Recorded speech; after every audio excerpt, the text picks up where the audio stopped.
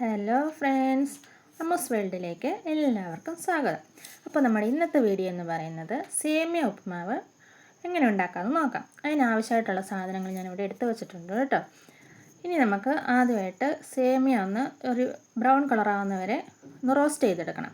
സാധാരണ കടകളിൽ നിന്നൊക്കെ മേടിക്കുമ്പോൾ റോസ്റ്റ് ചെയ്തും കിട്ടാറുണ്ട്.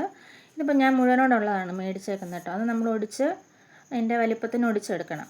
എന്നിട്ട് അതിനെ നമ്മൾ റോസ്റ്റ് ചെയ്തെടുക്കണം. ഇപ്പം ഞാൻ പാനിലേക്ക് ഒരു ശകലം വെളിച്ചെണ്ണ അല്ലെങ്കിൽ നെയ്യ് ഒഴിച്ചാലും മതി കേട്ടോ. എന്നിട്ട് അതിനകത്തേക്ക് നമ്മുടെ സേമിയ ഇട്ട് ഇളക്കി കൊടുക്കണം. ചെറിയ ഗോൾഡൻ ബ്രൗൺ കളർ ആവുന്നവരെ നമുക്കതൊന്ന് റോസ്റ്റ് ചെയ്തെടുക്കാം. അതിന് ശേഷം നമുക്ക് ബാക്കി പരിപാടിയിലോട്ട് പോകാം കേട്ടോ. ഇപ്പോൾ കണ്ടോ, ചെറുതായിട്ടൊരു കളർ ചേഞ്ചൊക്കെ വന്നിട്ടുണ്ടേ. നമുക്കിനി ഇനി ഒരു പാത്രത്തിലേക്ക് മാറ്റാം. അത് കഴിഞ്ഞിട്ട് ഞാൻ അതേ പാൻ തന്നെ അടുപ്പിൽ വെച്ചിട്ടുണ്ട്. ഇനി ഇതിലേക്ക് നമുക്ക് കുറച്ച് വെളിച്ചെണ്ണ ഒഴിച്ച് കൊടുക്കാവേ. അതിനകത്തേക്ക് കടുക്, ഉഴുന്നുപരിപ്പ്, അതുപോലെ നമ്മുടെ ചെറിയ കടലയില്ല, നിലക്കടല, അതും ചെറുതായിട്ടൊന്ന് റോസ്റ്റ് ചെയ്തെടുക്കാവേ. ഇനി നമുക്കിതിനകത്തേക്ക് ആവശ്യമായിട്ടുള്ളത് 2-3 വത്തലമുളക്, ഒരു ശകലം കറിവേപ്പില, എന്നിട്ട് നമുക്കിതിലേക്ക് ഒരു കുഞ്ഞു കഷ്ണം ഇഞ്ചി അരിഞ്ഞതും കൂടെ ചേർത്ത് കൊടുക്കാം. അതുപോലെ 2 പച്ചമുളക് ചെറുതായിട്ട് അരിഞ്ഞതും കൂടി ഇട്ട് കൊടുക്കാം. ഇനി നമുക്ക് ചെറുതായിട്ടൊന്ന് വഴറ്റി കൊടുക്കാവേ. ഇതിലേക്ക് നമുക്കൊരു ചെറിയ സവാള, അത് ചെറുതായിട്ട് അരിഞ്ഞിട്ട് അതും കൂടി ഇട്ട് കൊടുക്കാം. അത് ചെറുതായിട്ടൊന്ന് വഴണ്ടി വരുമ്പോഴത്തേക്ക് നമുക്കിതിനകത്തേക്ക് ഒരു 3-4 ബീൻസ് പയർ അരിഞ്ഞതും, ഒരു ക്യാരറ്റ് അതും ചെറുതായി അരിഞ്ഞിട്ടും ഇട്ട് കൊടുക്കാം. എന്നിട്ട് അതിനകത്തേക്ക് ആവശ്യമായിട്ടുള്ള ഉപ്പും ഒരു ചെറിയ അളവിൽ മഞ്ഞൾപ്പൊടിയും കൂടി ഇട്ട് കൊടുക്കാം. നമുക്കത് ഓപ്ഷണലാണ് കേട്ടോ, വേണമെങ്കിൽ മാത്രം മഞ്ഞൾപ്പൊടി ഇട്ടാൽ മതിയേ. എന്നിട്ട് നന്നായിട്ടൊന്ന് വഴണ്ടി വരുന്നവരെ ഒന്ന് മിക്സാക്കി കൊടുക്കാം. അത് കഴിഞ്ഞിട്ട് നമുക്കതിനകത്തേക്ക് ഒരു അരമുറി തേങ്ങ അതും കൂടി ചേർത്തതും കൂടെ ഇട്ട് കൊടുക്കാവേ. അതും കൂടെ ഒന്ന് ചെറുതായിട്ടൊന്ന് മിക്സാക്കി എടുക്കണം. എന്നിട്ട് അതിനകത്തേക്ക് നമുക്ക് ഒരു 1.5 ഗ്ലാസ് വെള്ളം, സേമിയ ആയതുകൊണ്ട് ഒത്തിരി വെള്ളം വേണ്ട കേട്ടോ. വെള്ളം ഒഴിച്ച് കഴിയുമ്പോഴത്തേക്ക് കുഴഞ്ഞു പോകും. അതുകൊണ്ട് നമുക്കൊരു 1.5 ഗ്ലാസ് വെള്ളം ഒഴിച്ച് കൊടുക്കാവേ.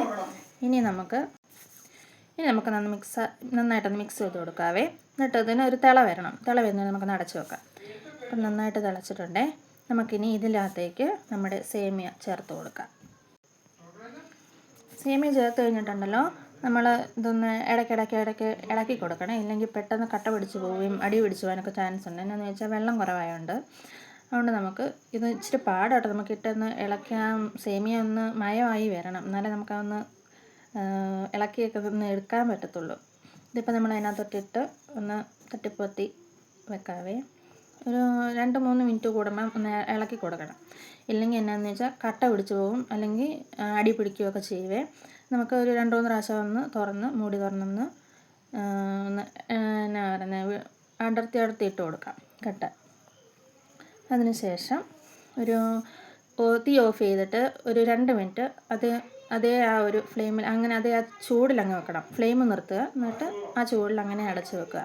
അതിന് ശേഷം ഒരു 2-3 മിനിറ്റ് കഴിയുമ്പം ഇത് തുറന്ന് കഴിയുമ്പം എന്നാ പറയുന്നത് നല്ല മയമായിട്ട് കിട്ടും കേട്ടോ. ഇനി നമുക്ക് നമ്മുടെ ഒരു പാത്രത്തിലേക്ക് സെർവ് ചെയ്യാവേ. ഉണ്ടോ, ഇപ്പം നല്ല മയമായിട്ട് വിട്ട് വന്നിട്ടുണ്ട് കണ്ടോ. അല്ലെങ്കിൽ കട്ട പിടിച്ച് പോവേ. നമ്മൾ ഒത്തിരി നേരം വെച്ച് കഴിയുമ്പം അത് കട്ടയായി പോകും. ഇങ്ങനെ എടുക്കുക, ചൂടോടെ കഴിക്കുക. അപ്പോൾ കൂട്ടുകാരെല്ലാവരും ഇങ്ങനെ ഒന്ന് ട്രൈ ചെയ്ത് നോക്കണേ. എന്നിട്ട് അഭിപ്രായം കൂടെ പറയണം കേട്ടോ. അതുപോലെ നമ്മുടെ ചാനലൊന്ന് സപ്പോർട്ട് ചെയ്യണേ. എല്ലാവരും സബ്സ്ക്രൈബ് ചെയ്ത് സപ്പോർട്ട് ചെയ്യുക. പറ്റുമെങ്കിൽ ഷെയർ ചെയ്ത് കൊടുക്കുക.